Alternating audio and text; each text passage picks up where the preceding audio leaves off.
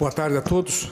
Eu gostaria de transmitir um abraço fraterno a todos os colegas, amigos, e agradecer a oportunidade de manifestar-me sobre esse tema tão importante, e a oportunidade que me foi dada pela Escola Judicial, na pessoa do seu diretor, desembargador Arion, e do coordenador, doutor Eduardo Baracá. Antes de falar sobre a questão desse tema que envolve o problema do direito coletivo do trabalho e direito sindical, eu gostaria só de lembrar uma coisa que para mim é particularmente importante, quando a gente fala sobre direito do trabalho, e há um esquecimento, parece irônico, da história, é que nós, esse ano de 2017, estamos comemorando 100 anos da Constituição do México, Constituição de Querétaro. Essa Constituição de Querétaro é a Constituição que, pela primeira vez na história do mundo, constitucionalizou, deu caráter pétreo às questões de direito do trabalho. Foi ela a Constituição que depois, naturalmente, influenciou as demais constituições que depois, como a de Weimar e as subsequentes, foram cristalizando as questões relacionadas ao direito do trabalho. Eu digo que é irônico porque exatamente quando se constata este centenário da Constituição mexicana, nós temos uma reforma trabalhista que, na verdade, de alguma forma, tenta reduzir ou destruir ou modificar questões que, para nós, já estavam consolidadas do ponto de vista do direito individual, questões já consolidadas do ponto de vista do direito processual, por exemplo. E antes de nós falarmos sobre os temas específicos que nos foram passados, que são 4 temas, né? A ultratividade das normas coletivas, contribuição sindical, negociado, legislado, equitação anual do contrato de trabalho, é importante repetirmos mais uma vez que antes de se fazer a reforma trabalhista seria indispensável, fundamental, que se fizesse efetivamente uma reforma sindical. Reforma sindical que pudesse contemplar, pelo menos, a discussão sobre o problema da unicidade sindical, o problema relacionado ao conceito de categoria, enfim, toda a construção que envolveu o sindicalismo brasileiro desde sua origem e que leva, por exemplo, a questões ainda hoje extremamente complicadas, como é a questão do enquadramento sindical. E, naturalmente, junto a isto, discutir-se quais são as receitas devidas pelos sindicatos e se isso, de fato, deve ser objeto de lei ou deve ficar para que isto seja conquistado pelo sindicalismo através dos seus associados. Uma questão que não tem sido debatida, não tem sido discutida nessa reforma, é como ficará o sindicato se acabar a contribuição sindical, porque há uma questão aí importante, que também se esquece de dizer, que em 1967, quando se criou a figura do acordo coletivo e se modificou a expressão contrato coletivo de trabalho para se passar a falar em convenção coletiva de trabalho, a partir daí se criou o efeito ultrapartes da negociação coletiva, no sentido de que a negociação coletiva, a partir daí, passava a valer não só para os associados, mas também para os não associados, independentemente da extensão pelo Ministério do Trabalho. Portanto, me parece que essa mudança que está para acontecer agora deixa de lado esse problema que nós verificaremos imediatamente, ou seja, extinta a contribuição sindical. Será que a negociação coletiva também valerá para os não associados ou ela valerá apenas e tão somente para os associados? Parece que essa é uma questão importante para se debater, até porque, se queremos que os sindicatos funcionem, eles têm que ter associados. E somente aos associados, de acordo com os princípios de direito sindical, podem se valer dos benefícios de uma negociação coletiva. O primeiro tema que eu vou falar é sobre a questão da ultratividade. Então, nós podemos recordar que houve uma lei na época do presidente Collor, que estabeleceu lá a lei número 8.542, que estabeleceu um dispositivo, parágrafo 1º do artigo 1º, no sentido de que as cláusulas dessas negociações coletivas, elas integram os contratos individuais do trabalho e somente poderiam ser reduzidas ou suprimidas por posterior acordo, convenção ou contrato coletivo de trabalho. Esta disposição legal foi depois revogada por medidas provisórias, sucessivamente reeditadas, até que, enfim, a Lei 10.192, de 2001, revoga definitivamente esse dispositivo. Esse dispositivo procurava resolver doutrinariamente a questão que até hoje é complexa de se as normas coletivas elas se integram, se elas aderem ao contrato de trabalho ou não. Como nós podemos lembrar, as normas coletivas elas têm três possibilidades: ou elas aderem ao contrato de trabalho indefinitivamente, né, com fundamento no artigo 468 da CLT, e que essa era uma teoria que os grandes doutrinadores de direito do trabalho sempre sustentaram que era mais correta. Ou elas não aderem, como é a doutrina italiana do pós-guerra passou a sustentar, para valorizar as renegociações coletivas de trabalho. E uma terceira corrente, que era esta acolhida aqui pelo dispositivo legal, que é a aderência limitada por revogação. Ou seja, após feita a negociação coletiva, ela não perde a validade apenas pelo decurso da vigência do prazo. Ela só será modificada se houver uma nova negociação coletiva. E isso foi exatamente o que fundamentou esse dispositivo legal.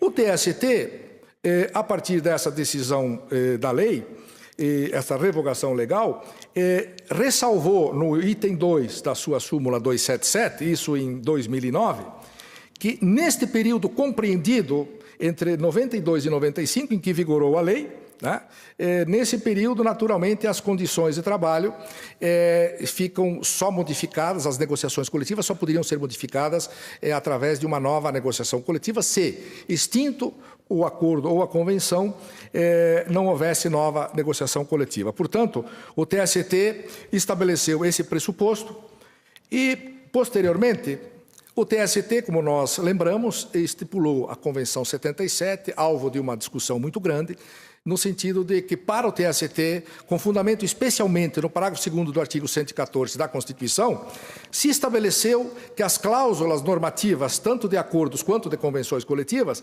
elas passariam a integrar os contratos individuais de trabalho e somente poderiam ser modificadas ou suprimidas mediante nova negociação coletiva. Portanto, o TST assumiu um papel preponderante nesta teoria do chamado sistema de que as negociações coletivas elas se integram até que nova negociação coletiva possa modificá-la. O Supremo Tribunal Federal, numa liminar concedida pelo ministro Gilmar Mendes, no final do ano de 2016, do ano passado, entendeu que esta súmula do TST era uma súmula que, de fato, de alguma forma, ela violava dispositivos constitucionais, especialmente o princípio da legalidade e o princípio da separação dos poderes, e, portanto, suspendeu os efeitos liminarmente desta convenção, até que essa demanda, essa disposição a arguição de descumprimento de preceito fundamental fosse examinada pelo plenário.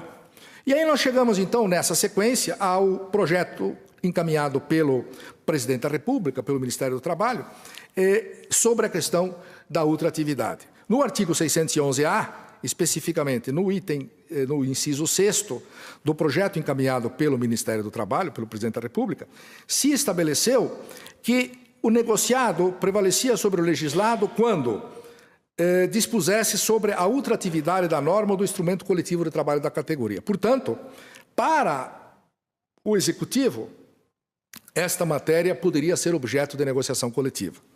Em seguida, a Câmara fez a mudança que todos nós acompanhamos e introduziu um outro dispositivo no sentido de que não seria permitido estipular duração da convenção coletiva ou acordo coletivo de trabalho superior a 2 anos, sendo vedada a ultratividade. Portanto, nós tivemos nos dois projetos um debate, uma discussão, e venceu, aparentemente, no Legislativo, a corrente de que entende não ser possível a ultratividade nem por negociação entre as partes. Quais seriam os fundamentos que, digamos, seriam contrários à ultratividade? Em princípio, nós podemos dizer que aqueles que defendem a corrente que não poderia haver essa ultratividade, dizem que essa ultratividade, em primeiro lugar, inibiria a negociação coletiva. As partes não teriam interesse, principalmente os trabalhadores, porque ficariam, digamos assim, quietos nas vantagens conquistadas e naturalmente, não queriam perder essas conquistas em novas negociações. Um segundo fundamento para se dizer que a ultratividade não deve ser reconhecida é de que, normalmente, os trabalhadores têm a principal reivindicação no reajuste salarial. E essa vantagem não seria renovada ao fim da vigência, salvo por novo ajuste coletivo. E ainda, apenas as cláusulas normativas e sociais é que poderiam efetivamente ter um efeito ultrativo. Por fim, haveria um engessamento da livre autonomia das partes, no sentido de que haveria mais dificuldade de fazerem novas e frequentes negociações coletivas.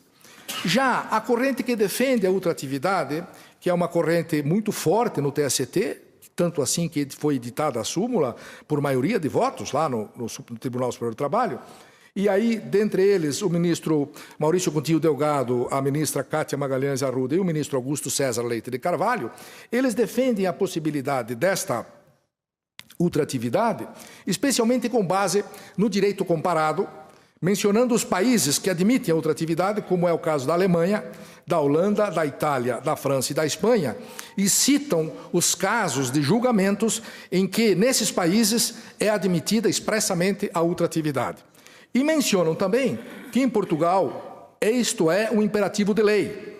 As convenções coletivas lá têm efeitos ultrativos, de acordo com o artigo 11.2 do Código da República Portuguesa, e se mantêm em vigor até que as substituem outros instrumentos de regulação coletiva. Portanto, há uma experiência de direito comparado, reconhecendo a possibilidade do efeito ultrativo.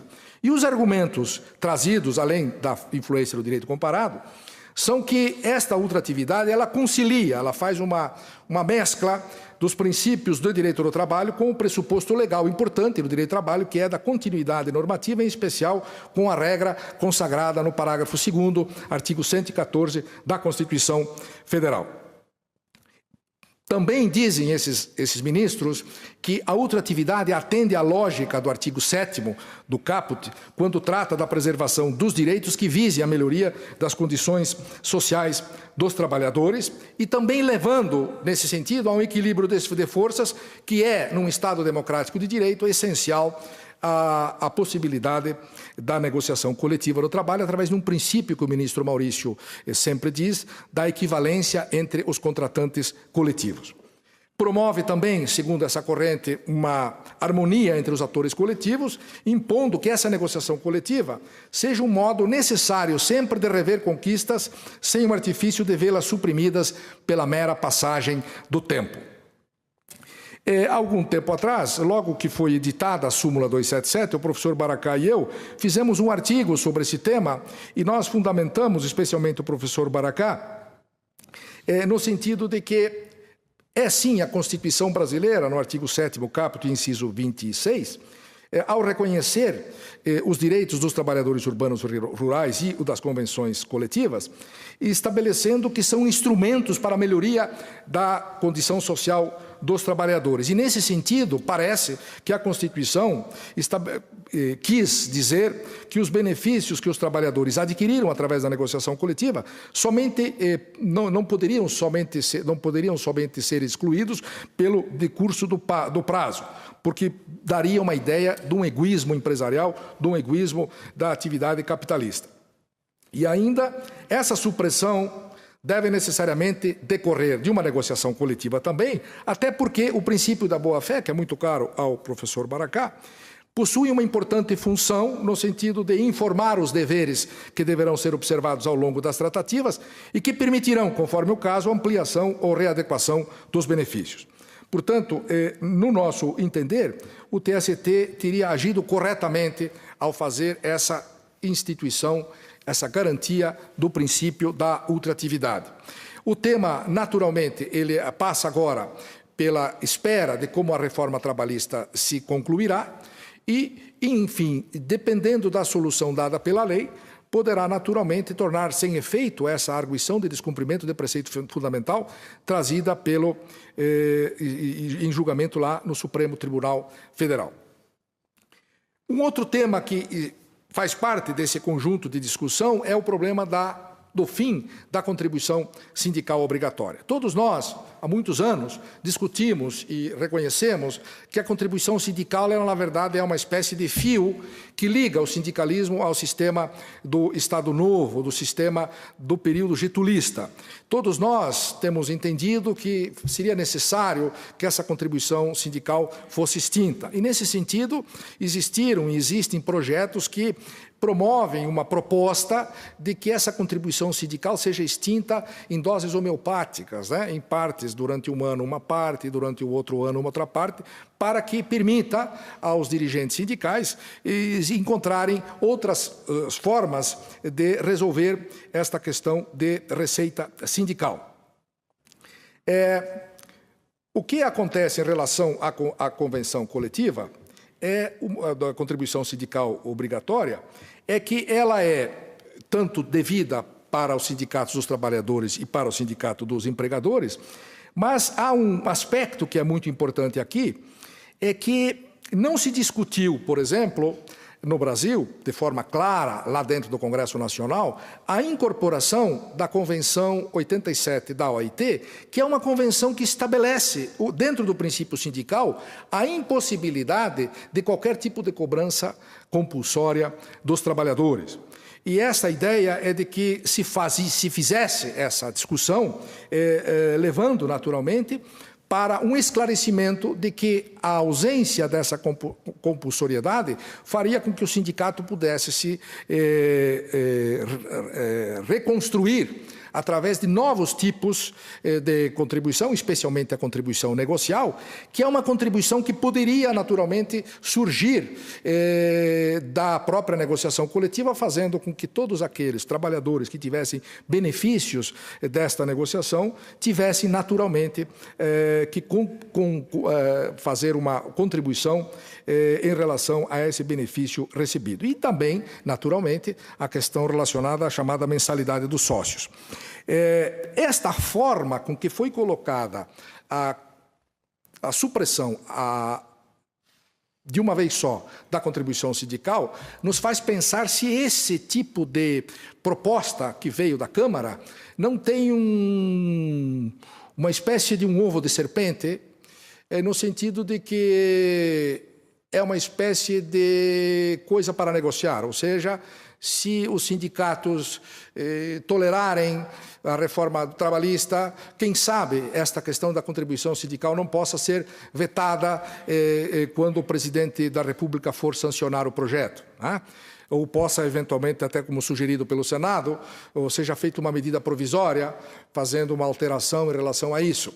Então, a ideia da contribuição sindical parece-me que não é efetivamente uma coisa posta no projeto dentro de um conjunto de reforma sindical que pretenda efetivamente criar um novo sindicato.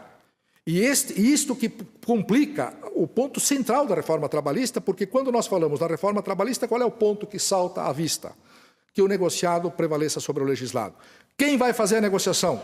Sindicato dos Trabalhadores. Bom, a primeira coisa que nos ocorre é que o sindicato vai ter, digamos assim, retirado o seu ar, né? E se impede o sindicato de respirar, se retira a receita mais importante, que é a contribuição sindical. Nós acompanhamos também, durante anos e anos e anos, uma discussão que me parece uma discussão um pouco kafkiana, que é a contribuição assistencial. Ou seja, a contribuição assistencial, que é a mais justa das contribuições, porque ela se refere exatamente a um percentual pela negociação coletiva feita pelos sindicatos, e nós temos uma discussão recorrente, inclusive com o respaldo do TST, no sentido de que não se pode descontar essa contribuição assistencial dos não associados, quando eles também são beneficiários das discussões e das negociações, das cláusulas das negociações coletivas. E há também aqui um grande esquecimento proposital feito pela reforma, que é a questão do sistema S. O jornal Gazeta do Povo, que não pode ser considerado um jornal esquerdista nem um jornal cutista, nem um jornal petista. Na sua penúltima edição impressa, de 30 de maio de 2017, na sua manchete de primeira página, diz assim: os bilhões que a reforma trabalhista esqueceu de cortar.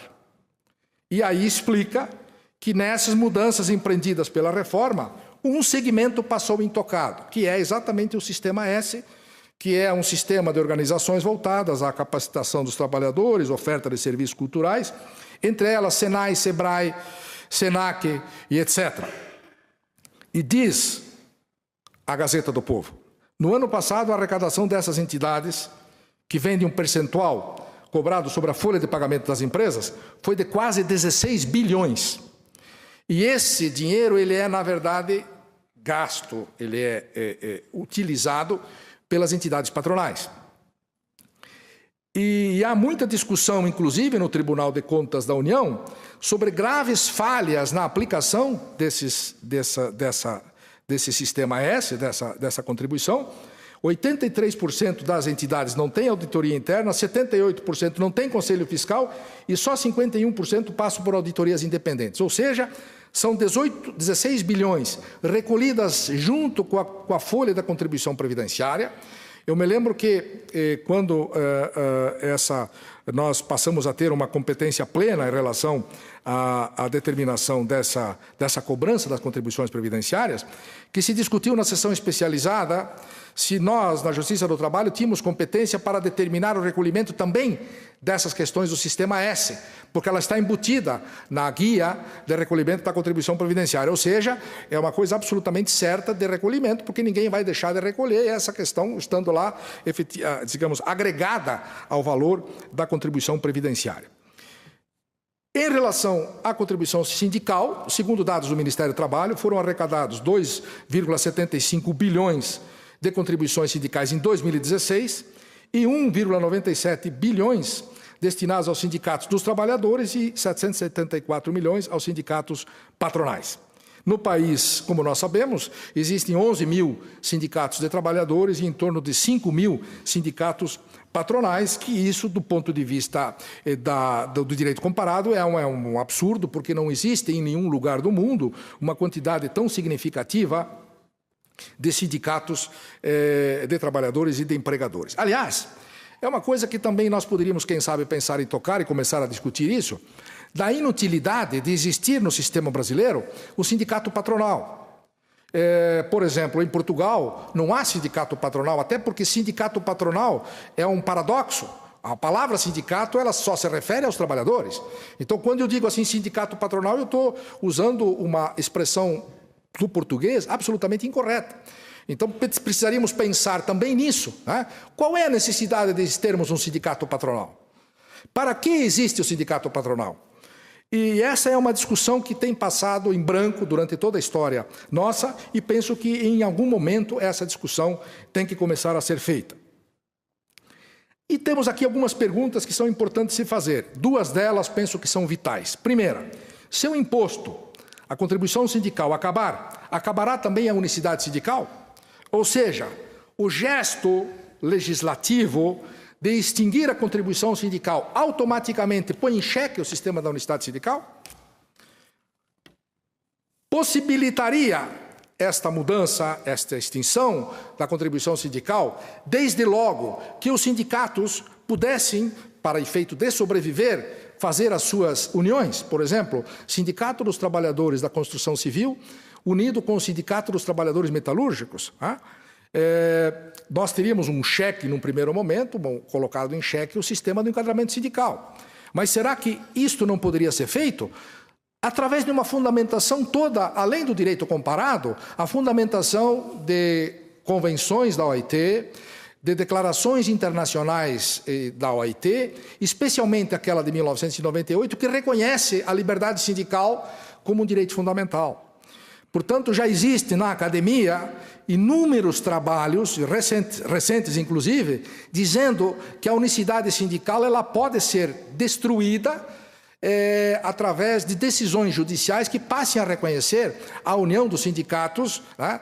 E essa união dos sindicatos naturalmente vão quebrando aos poucos o princípio da categoria, que é um princípio que remonta, sem dúvida nenhuma, à ideia do corporativismo, o controle das atividades sindicais por intermédio do Estado. E quando a gente fala em atividades sindicais, a gente tem que lembrar que só existe liberdade e autonomia sindical quando os próprios trabalhadores decidem de forma absolutamente tranquila, pacífica, como a sua autonomia deve ser exercitada. Há também essa pergunta que eu já tinha feito aqui, se a manutenção do imposto sindical será a moeda de troca para a aprovação da reforma trabalhista e ou previdenciária. É uma questão pendente que se encontra ainda não respondida, e nós vamos acompanhar isto, se a reforma trabalhista for aprovada, qual vai ser o comportamento na hora de ser sancionado este projeto. E nós todos estamos acompanhando essa particularidade que o Senado, especialmente o relator, tem dito que tem uma série de coisas que ele não concorda com o projeto, mas para evitar que essa alteração faça retornar o projeto à Câmara, que ele seria aprovado como veio da Câmara, para que depois o presidente da República possa tomar as atitudes que entender necessárias. O terceiro item que me foi proposto pela Escola Judicial é a questão da quitação anual do contrato do trabalho. A maioria dos colegas que estão aqui, naturalmente, não devem lembrar deste detalhe, porque não estavam na magistratura, e penso que nem na advocacia, quando foi promulgada a Constituição de 5 de outubro de 1988. Mas se eu posso invocar aqui o testemunho de alguém, com absoluta certeza, eu tenho aqui o testemunho do Dr. Zeno Sim, que quando a Constituição de 5 de outubro de 88 foi promulgada, o doutor Zeno Sim era nosso juiz de primeiro grau. E nós tivemos que examinar o dispositivo do artigo 233 da Constituição Federal, que estabelecia a possibilidade de quitação para os créditos dos trabalhadores rurais. Só que esta quitação deveria ser feita perante a Justiça do Trabalho. Ou seja, o sindicato patronal, ou mesmo o empregador, vinha à Justiça do Trabalho pedir para que fosse feita uma prestação de contas de um período específico dos últimos anos, para que esta quitação não propiciasse posteriormente a possibilidade de uma ação judicial. Esta discussão baseava-se especialmente no parágrafo 1º do artigo 233, que dizia: uma vez comprovado o cumprimento das obrigações mencionadas nesse artigo, fica o empregador isento de qualquer ônus decorrente daquelas obrigações no período respectivo. Caso o empregado e seu representante não concordem com a comprovação do empregador, caberá à Justiça do Trabalho a solução da controvérsia. Ou seja, o final do parágrafo deu a solução para nós juízes. Ou seja, normalmente os juízes não aceitavam essa prestação de contas porque era incompleta, porque o empregado também não dava uma afirmação correta sobre isso, e a Justiça do Trabalho passou a criar uma série de dificuldades para esse tipo de reconhecimento. Pois bem, foi tanta a má vontade em relação a isso que no ano de 2000, pela emenda constitucional número 28, esse dispositivo, considerado inútil, foi retirado da Constituição Federal. Ele foi revogado. E agora ele é ressuscitado de outra forma. Ele é ressuscitado através do artigo 507 do projeto, dizendo que faculta-se a empregados e empregadores, na vigência ou não do contrato de emprego, firmar o termo de quitação anual de obrigações trabalhistas perante o sindicato dos empregados da categoria. Onde está aqui o interesse nessa quitação? Em primeiro lugar, é que não é possível retirar a prescrição do artigo 7º, porque é um artigo da Constituição, tem que fazer uma emenda constitucional. Aliás, como foi feito para reduzir a prescrição no trabalhador rural. O trabalhador rural tinha 2 anos para reclamar todo o período. E se entendeu, através de uma mudança constitucional que deveriam ser igualadas às prescrições. Então, a prescrição do rurícola e do trabalhador urbano hoje são a mesma. Como não se pode reduzir a prescrição de 5 para 1 ano, este tipo de procedimento é para fazer com que, de forma oblíqua, se reconheça, digamos assim, que aqueles anos do passado, todos eles foram quitados porque isso foi feito perante o Sindicato dos Trabalhadores.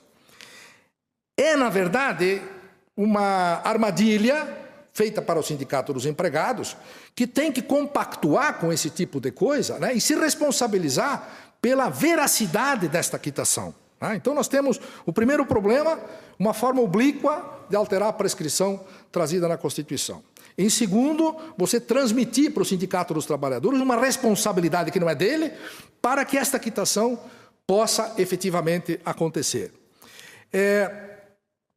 A impressão que eu tenho é que, como nós temos já esta súmula 330, que explicita que a quitação deve ser das verbas especificamente trazidas no recibo, que não há, na verdade, qualquer tipo de razão para que se faça essa quitação anual. Até porque o trabalhador ele continua em estado de subordinação. E nesse estado, a quitação, digamos assim, extraordinária que ele tivesse que dar, sempre tem que ser vista com olhos de ressalva. E, portanto, o melhor seria que esse dispositivo fosse revogado. E aí, esses dias eu li, na Folha de São Paulo, uma frase que me chamou a atenção.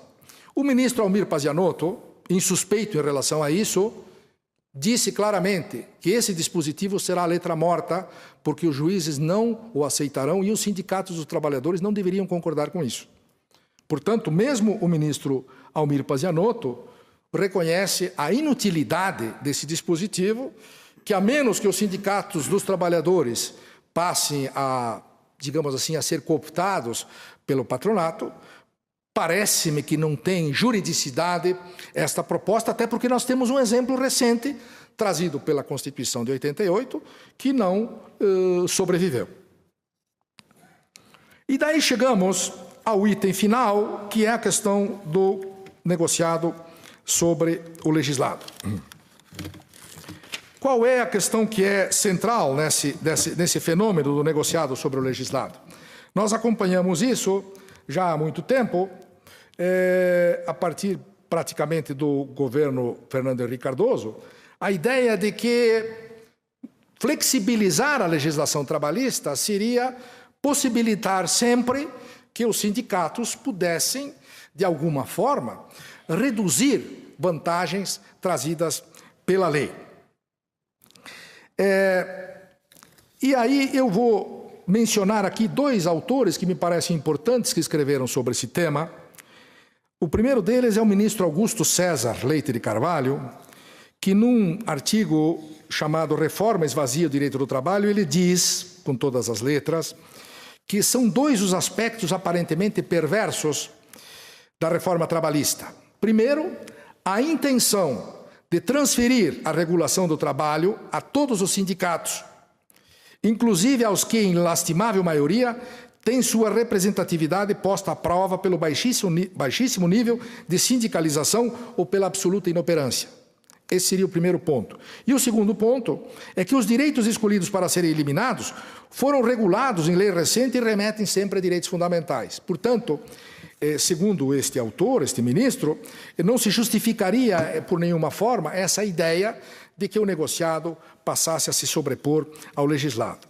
E recordo aqui 3 frases do pranteado ministro e professor Arnaldo Susequinde, quando, sobre esse mesmo tema, na época do Fernando Henrique, escreveu que para que a negociação coletiva pudesse eventualmente superar o legislado, nós teríamos que ter 3 pontos fundamentais em relação a isso. Primeiro, a garantia da liberdade e da autonomia sindical, que nós não temos no Brasil. Pelo menos pelo problema da unicidade e pelo problema da contribuição sindical obrigatória, e eu diria mais, pela obrigatoriedade de passar o registro no Ministério do Trabalho, pela questão do enquadramento sindical, ou seja, nós temos aí uma série de limitações para a liberdade e autonomia sindical. Segundo ponto, razoável índice de sindicalização do grupo representado. Nós não temos, no Brasil, um grupo razoável de sindicalização para que essa negociação possa prevalecer em relação aos trabalhadores associados. E, finalmente, o terceiro aspecto é um espaço para a complementação e suplementação do sistema legal de proteção ao trabalho. Portanto, sem a existência dessas condições, nós não poderíamos, em hipótese nenhuma, falar que o negociado pudesse se sobrepor ao legislado. Nesses itens do artigo 611, letra A, da CLT, nós temos, e eu vou falar aqui só sobre um ou dois aspectos, são diversos itens, mais especificamente são 15 itens, eu vou falar apenas sobre 2 ou 3, para mostrar o quanto essa possibilidade de que a negociação coletiva possa prevalecer sobre a lei, como isso, na verdade, tem uma série de problemas. Então, diz lá o caput do artigo 611-A da CLT, do projeto. A convenção coletiva e o acordo coletivo têm prevalência sobre a lei quando, entre outros, dispuserem sobre. Aí fala na questão do pacto quanto à jornada de trabalho, banco de horas anual, adesão ao programa de seguro-desemprego, e chega lá, então, no inciso 12 e 13, enquadramento do grau de insalubridade e prorrogação de jornada em ambientes insalubres sem licença prévia das autoridades competentes do Ministério do Trabalho. E aí eu procurei entender a lógica desta disposição no sentido de alterar os percentuais do adicional de insalubridade. Qual seria o objetivo de que por negociação coletiva se possa alterar os graus, os índices de insalubridade? Evidentemente, com o sentido de reduzir o valor devido a título de adicional de insalubridade. E quando se fala em permitir a prorrogação da jornada em atividade insalubre sem a prévia autorização da autoridade competente, evidentemente que se está deixando num vazio absoluto uma coisa que é uma coisa de saúde pública, é uma coisa de meio ambiente do trabalho. E, naturalmente, se deixa isso ao bel prazer de uma negociação coletiva que nem sempre recebe essa participação técnica de um corpo que tenha condições de saber teorias e aplicações de medicina e segurança do trabalho. Por exemplo, o tempo de exposição ao agente agressivo, a questão relacionada à exposição de mais horas, que pode agravar a insalubridade, o tipo de equipamentos de proteção individual que devem ser usados. Portanto, claramente nesse dispositivo o interesse em se transferir uma matéria de ordem pública para a disponibilidade das partes.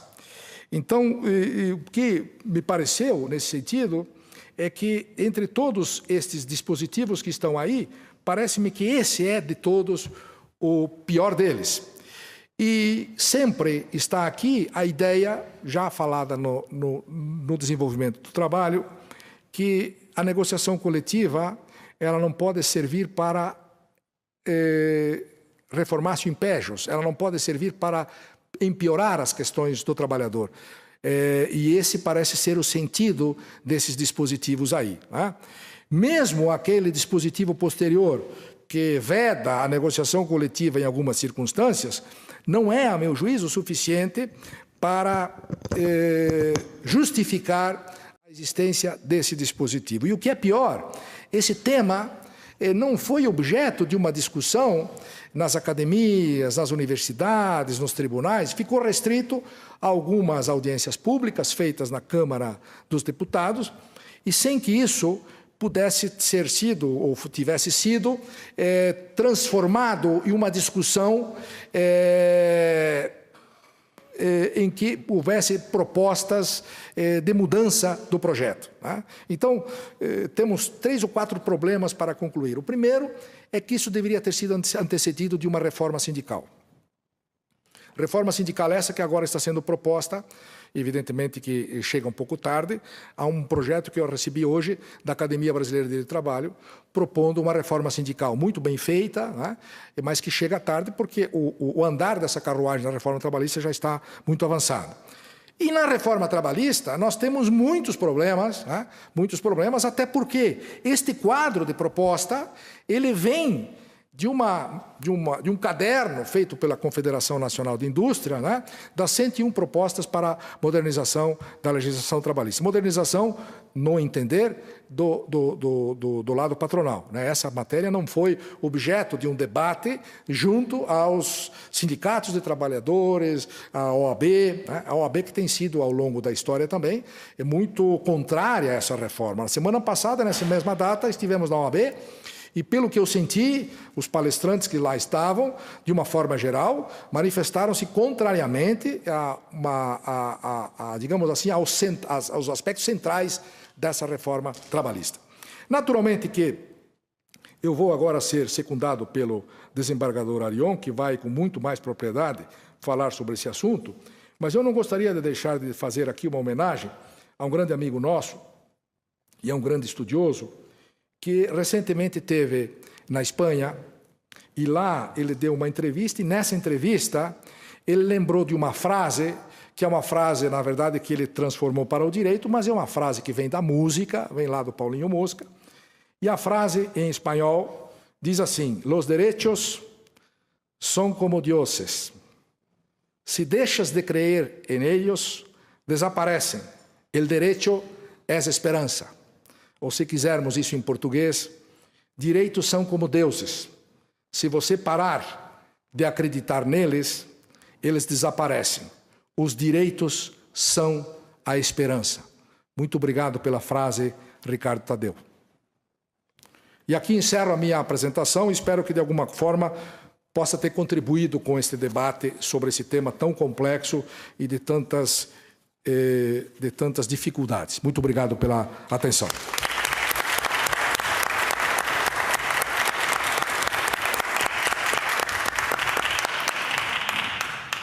Obrigado, professor Gunter, pelos esclarecimentos, pelas informações e pela referência à frase do Ricardo, que eu não conhecia e seguramente vai ser citada muitas vezes. Doutor Arion, a palavra é sua. Doutor Eduardo, doutor Gunter, parabéns pela exposição. Eu, na verdade, estou aqui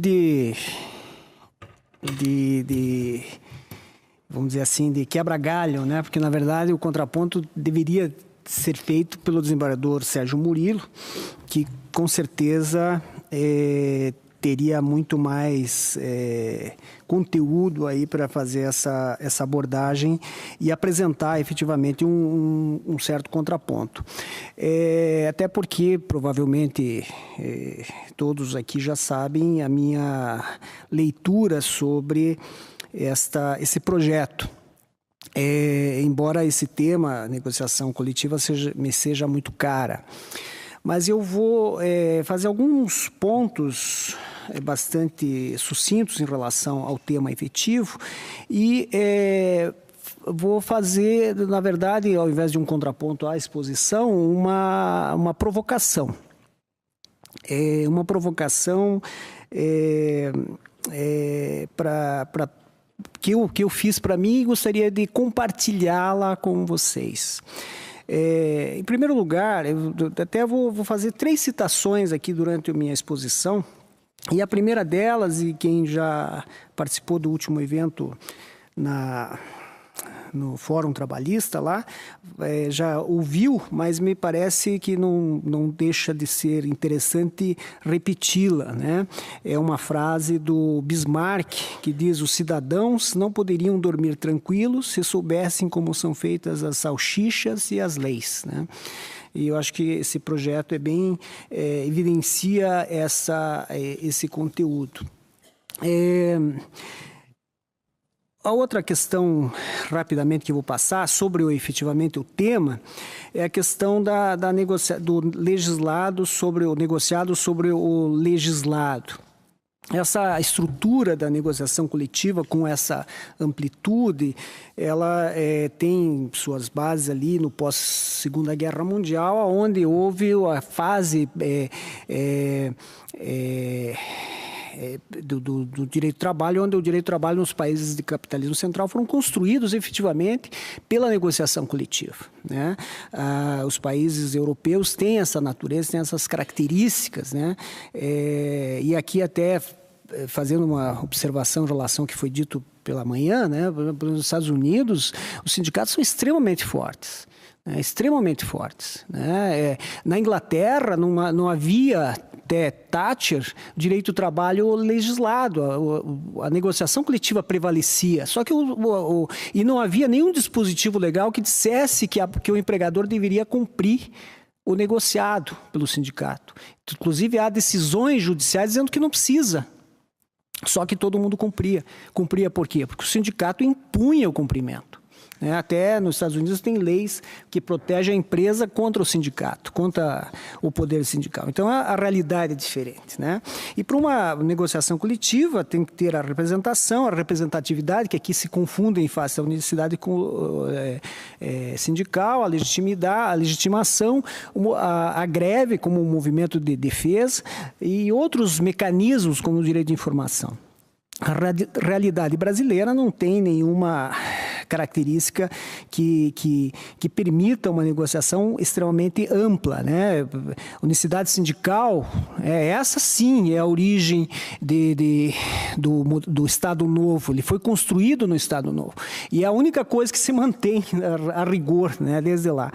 A contribuição sindical, que era uma fórmula construída a partir da unicidade sindical, a eficácia erga omnes das convenções e acordos coletivos, a limitação temporal dos instrumentos normativos, por exemplo, dos países, conheço um pouquinho mais de perto a Espanha, a previsão legal é de que a negociação coletiva continuava vigorando até se estabelecer uma nova negociação coletiva, né?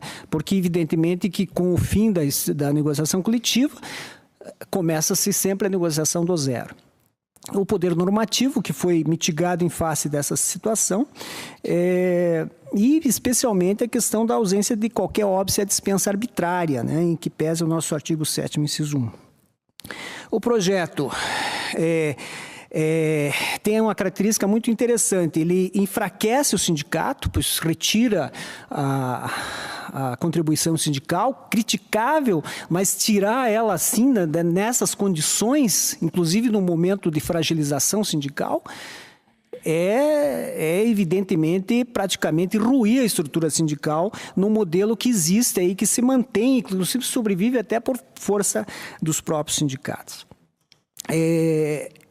Limita a atuação da Justiça do Trabalho, né? Inclusive no artigo 8º diz lá que se balizará pela sua atuação no princípio da intervenção mínima na autonomia da vontade coletiva. Autonomia da vontade, o doutor Eduardo aqui com certeza teria condições de falar muito mais sobre isso, mas a autonomia da vontade é coisa do século passado, século retrasado, né? A autonomia da vontade deixou de existir há muito tempo, né? Que era lá a base em Kant e tal, que dizia que todos tinham liberdade de contratar, de pactuar o que quisesse e valia como lei, Código de Napoleão, etc.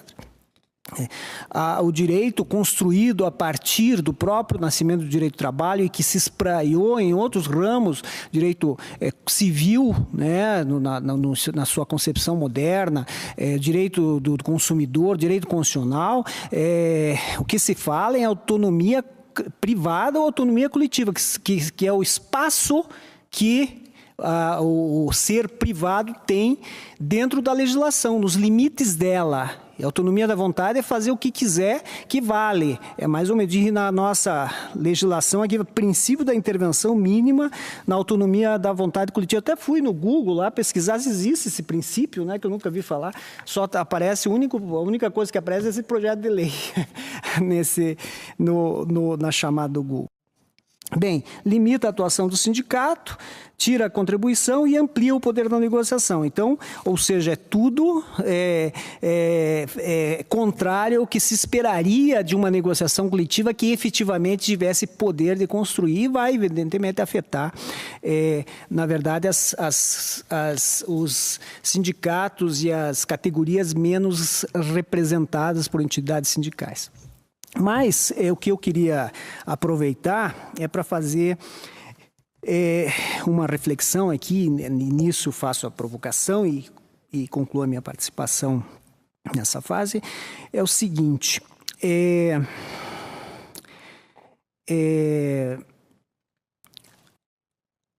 nós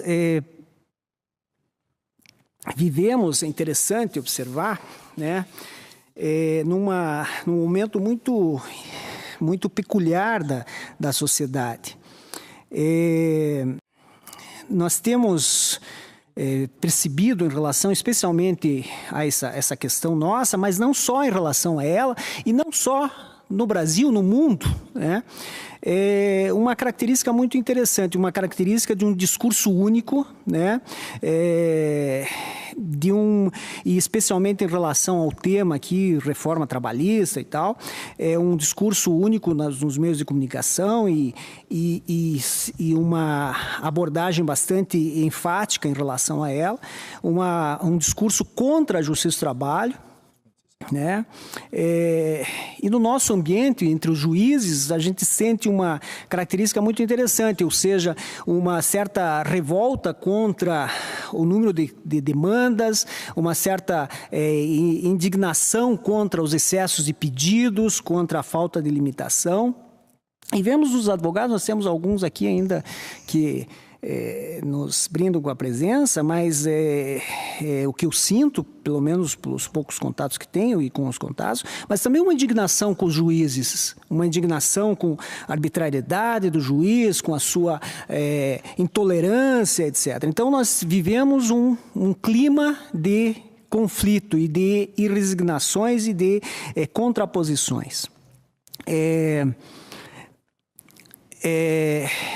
Não há vozes contrárias, pelo menos de sua forma mais intensa. Os sindicatos, nós não vemos nenhum movimento de trabalhadores. Lembro, na época do governo Fernando Henrique Cardoso, já citei de manhã, teve uma proposta de extinção da Justiça do Trabalho. E houve uma movimentação contrária bastante efetiva em relação a isso. O negociado e legislado, o projeto da época do então presidente Fernando Henrique Cardoso, era bem menos extensivo e agressivo do que esse, bem menos, era assim muito limitado, foi aprovado na Câmara dos Deputados, houve uma movimentação nacional contrária, e até interessante que naquela época eu participava das associações, vários deputados disseram, nós fizemos um projeto aqui, nós não estamos tirando, mas lá na base vinham os folhetos dos sindicatos dizendo, esse deputado aqui votou pela prevalência do negociado sobre o legislado, e daí eu não tive voto lá, deputados reclamando, e nós não vemos mais isso. Nós vemos uma tolerância, uma certa condescendência, né? Interessante que também aí caracteriza-se por uma certa situação que nós vemos discursos por exemplo, na questão da reforma. A reforma tem um dispositivo lá que diz assim, as importâncias ainda que habituais, pagas a título de ajuda de custo, auxílio alimentação, vedado do seu pagamento de dinheiro, diárias para viagens, prêmios, abonos, não integram a remuneração, não se incorporam ao contrato de trabalho e não constituem base de incidência de qualquer encargo trabalhista e previdenciário. Isso está lá na lei e defendem, vozes defendem isso como um avanço, como uma modernização das relações de trabalho. Só que nós temos uma situação bem interessante, né, que é os nossos vencimentos. Nós hoje vivemos com reajuste remuneratório com base no quê? No auxílio moradia, que é também precário como isso aqui. precário como isso aqui pode ser extinto. A magistratura do trabalho, antes de qualquer coisa, sempre teve uma garantia da irredutibilidade com umas garantias fundamentais. E nós, magistrados, estamos com a possibilidade de termos redução salarial. E isso é aplaudido pela sociedade, assim como nós aplaudimos isso aqui. E achamos que isso aqui está certo. Nesse quadro, nós vivemos, inclusive, sob um controle absoluto de nossa atividade. Mas achamos que o controle do trabalhador é bom. Nós vivemos sob imposição de metas e reclamamos disso. Mas achamos que a previsão do teletrabalho e tal e veja, nós temos estabilidade. Nós temos impossibilidade de sermos demitidos sem qualquer motivação, né? E o trabalhador não vai, ele vai fazer um contrato que se submete à questão da extinção arbitrária do contrato de trabalho. Então, eu gosto de história e tal, e sempre tive analisando os momentos históricos no mundo, né, na história da humanidade, vendo os momentos mais tristes, né, Hitler na Alemanha, Stalin na União Soviética, né, mas não tão distantes, nas ditaduras da América Latina. No Brasil, eu vivi e não sabia, né, porque eu nasci em 64, ou seja, no início da ditadura, mas as atrocidades que se cometeram nesse país. E daí eu sempre pensei, mas que sociedade é essa que cria seres, porque veja bem, são pessoas, são seres humanos que cometem essas atrocidades, né? Que cometeram essas atrocidades.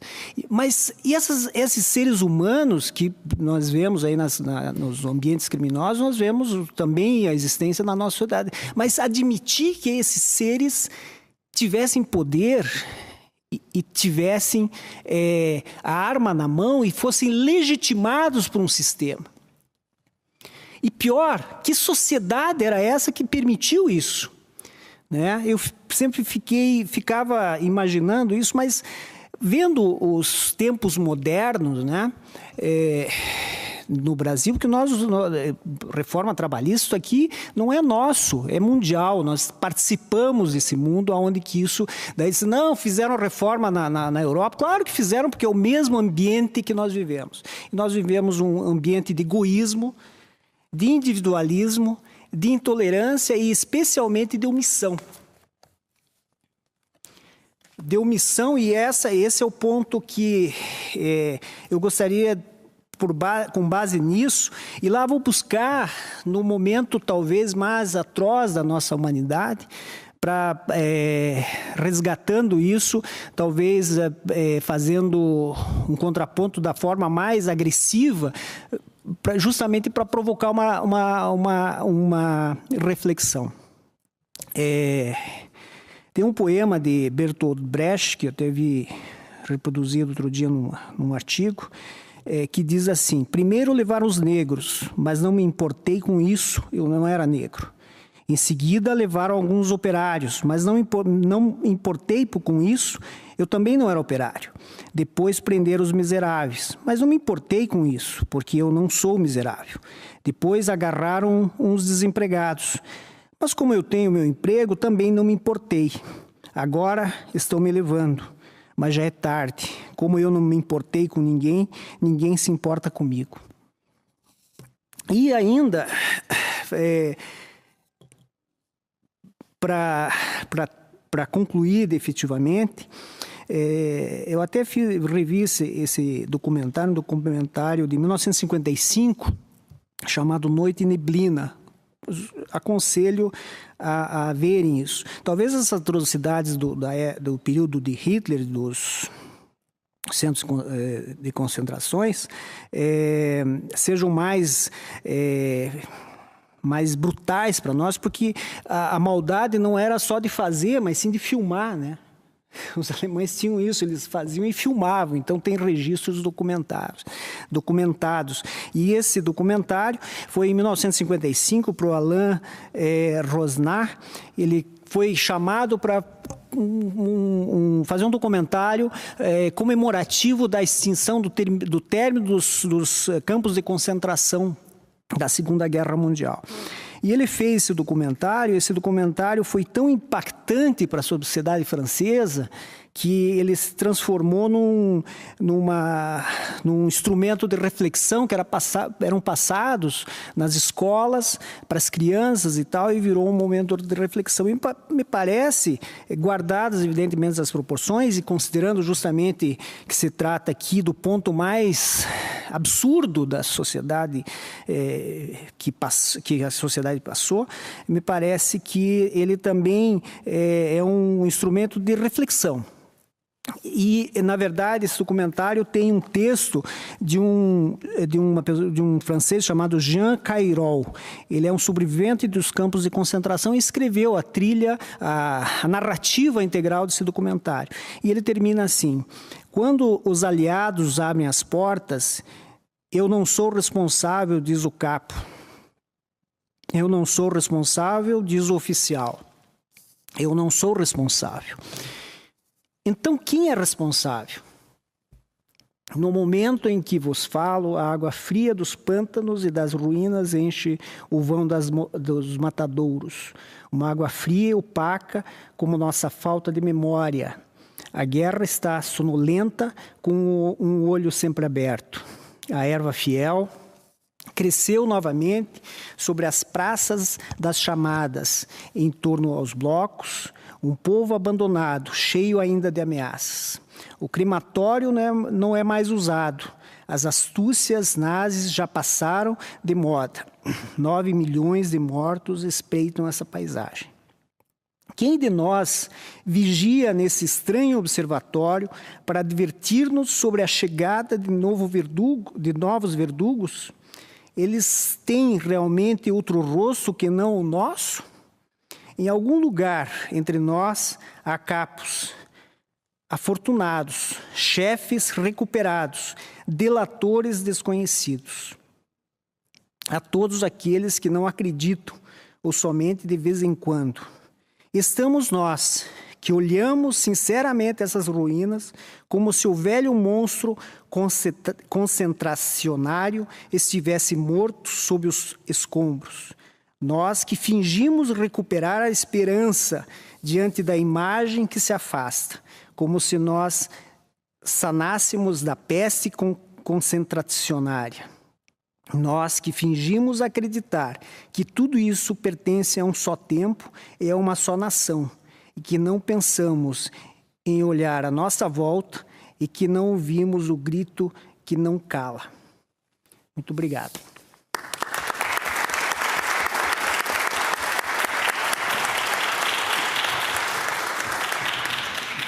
Muito obrigado, desembargador Edion, pela percussiente abordagem de um tema tão complexo, principalmente porque de improviso. Então, para que a gente não perca tempo, a palavra está aberta para perguntas, observações sobre o tema, sobre reforma trabalhista.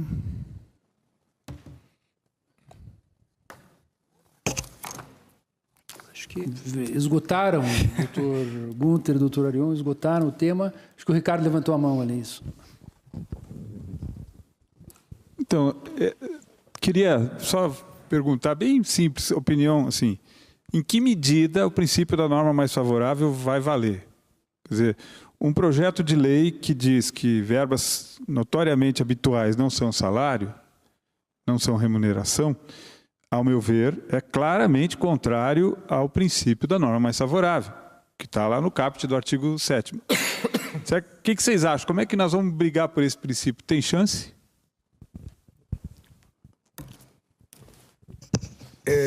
Na verdade, o artigo 8º agora ele foi reescrito, né?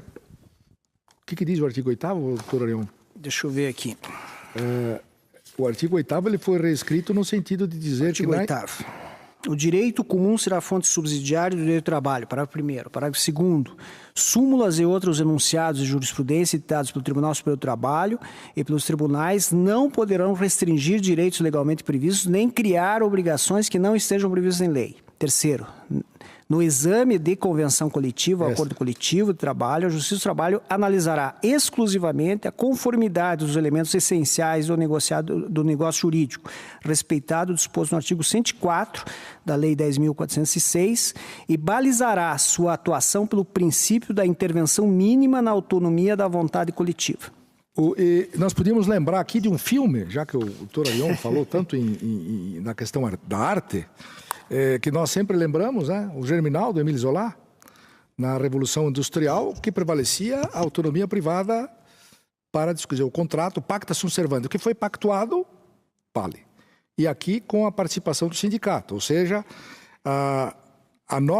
o princípio da norma mais favorável, ele vai ceder aí pelo princípio da intervenção mínima, ou seja, se o sindicato pactuou aquele determinado direito, aquele direito vai prevalecer sobre a legislação e a norma mais favorável, nesse caso, não se aplica, porque exatamente esse é o princípio da reforma trabalhista. É para que não se aplique o princípio da norma mais favorável.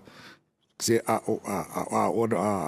o sindicato possa ultrapassar a norma mais favorável, deixando de lado a norma mais favorável estabelecida em lei e flexibilizando, desregulamentando, enfraquecendo essa legislação com outros princípios, e que são os princípios do capitalismo, ou seja, do neoliberalismo, que é a liberdade de contratação, né? Ou seja, se a gente for no limite, nós estamos retroagindo ao princípio lá do Adam Smith. Quer dizer, você estabelece um estado mínimo em que as partes têm liberdade absoluta para fazer as suas contratações. E aí, nesse caso específico, dando poderes ao sindicato para partilhar, digamos assim, dessa desconstrução da proteção trabalhista. Isso aqui me parece na leitura que está sendo feita da reforma trabalhista. Mais alguma pergunta? Lá em cima, não? A doutora Marlene.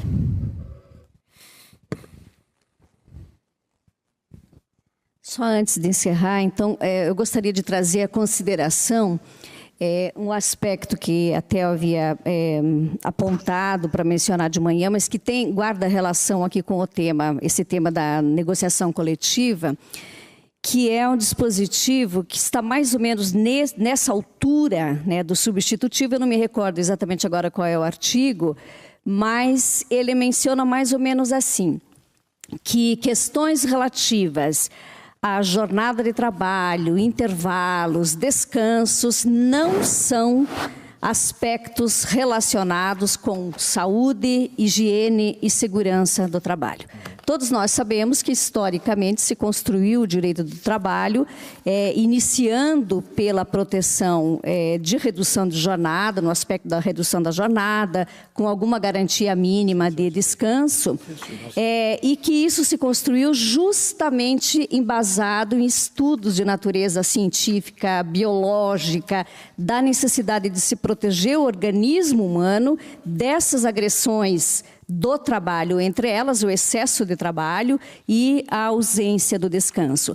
Então, assim, quando o legislador ou o pretenso legislador chega e diz não, não é isso, vamos ignorar toda a história médica, científica e vamos numa canetada dizer que isso não tem nenhuma relação com saúde, medicina, higiene, ou seja, com normas de segurança e de proteção do trabalho, que a rigor não podem se submeter à negociação coletiva, gostaria até de trocar uma ideia se isso não foi algo direcionado justamente para tentar legitimar toda esse rol de autorização de se negociar banco de horas, ampliação de jornada, redução de intervalo intrajornada, sob o pretexto de que isso não tem nada, não tem nada a ver, não tem nenhuma relação com normas de medicina e segurança do trabalho.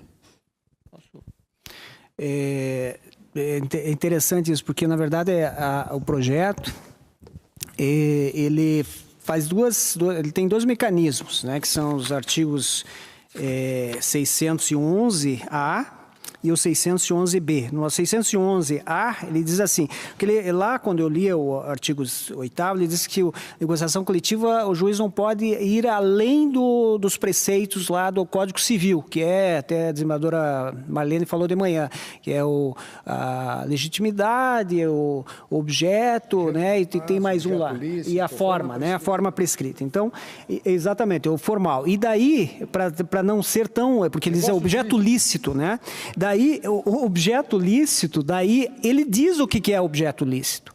A lei, ela não deixa na margem do juiz, ele diz, porque daí o 611 diz assim, a convenção coletiva e o acordo coletivo tem prevalência sobre o legisado, pacto contra a jornada, daí, assim, sobre a lei, tem prevalência sobre a lei quando, entre outros, aberto, dispuserem sobre... Aí vem lá, pacto de jornada e tal.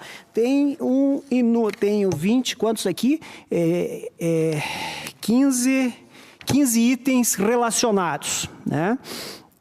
E daí vem o 611-B e diz assim, constituem objeto ilícito, e é aqui que ele diz, ilícito de convenção coletiva ou de acordo coletivo de trabalho, exclusivamente, então vejam só o grau né, ele diz assim, pode, entre outros, pode fazer tudo isso aqui, mas é ilícito isso, e só isso, exclusivo, para não deixar dúvida, né? A supressão ou a redução dos seguintes direitos.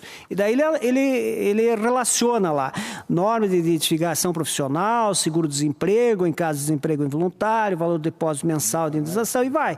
Daí ele tem aqui os itens que são, na verdade, reprodução dos preceitos constitucionais que estão lá, inclusive a questão sindical e tal. Daí, no parágrafo único, ele diz assim... regras sobre duração do trabalho e intervalos não são consideradas como normas de saúde, higiene e segurança do trabalho para os fins dispostos nesse artigo. Isso aqui vai exatamente na mesma linha do que já até mencionei. A lei, o projeto de lei tem objetivo, vetar a jurisprudência, diz assim, que esse tribunal é muito proativo, né? Muito, como é que eles dizem? Ativismo judicial. Só que eles dizem assim, o ativismo judicial só vale contra o empregado, que daí eles absorveram toda essa legislação. O que foi interpretado e consta na jurisprudência, certo ou errada, não vou entrar no mérito aqui, eles fizeram vetos justamente para expressos, dizendo a lei tem que, no preceitos de lei, excluindo essa jurisprudência, e aqui vedando expressamente qualquer outra interpretação que não seja o que o objetivo da lei alcançou. Então, me parece que a lei tentou fechar justamente isso. E, evidentemente, a higiene de saúde e segurança do trabalho aqui é expressamente excluído, como o TST reconheceu, a jurisprudência construiu isso a partir de todos os preceitos, como passível de negociação, né? Essa é a leitura que faço. A intenção é essa, não há dúvida. Muito bem. Mais alguma observação? Então, agradeço a presença de todos. Foi um dia bastante produtivo, de muito debate, mas não se encerra aqui. A escola se compromete a realizar outros eventos dessa natureza, seja antes, seja eventualmente depois de uma provável aprovação desse projeto 6787 de 2016, em especial durante a Semana Institucional. Né, doutor Arion? Vamos trabalhar para que possamos repetir esse debate, talvez nesse modelo que se mostrou bem interessante, de um tema tão importante. E até para concluir também, né, observando que esse modelo que a escola tem adotado e que nós vamos sempre prestigiar, que é a dialética, né, que é o objetivo de contraposição de ideias, né, porque eu acho que o espaço da escola judicial, né, independentemente das nossas posições individuais, ela tem que favorecer justamente o debate para a construção de convicções e até de posicionamentos e tal, contribuir para a própria jurisprudência. Então, a nossa ideia sempre é permitir aqui a abertura para o amplo debate. Da mesma forma que achamos que a omissão é um equívoco, né? Então, nós temos que abrir esse espaço para que as pessoas se exponham, se apresentem seus argumentos e, a partir deles, a gente possa construir aí soluções e alternativas. Mais uma coisinha. E a escola se compromete a prestigiar outros colegas que não puderam vir aqui, expor os seus pontos de vista, exatamente para prestigiar novas ideias, trazer o pensamento do magistrado do interior, do magistrado do segundo grau, do magistrado desembargador, do titular, enfim, poder oxigenar o debate e permitir, de alguma forma, uma contribuição a uma jurisdição, no mínimo, um pouco melhor, né? Então, muito obrigado. Obrigado pelo evento.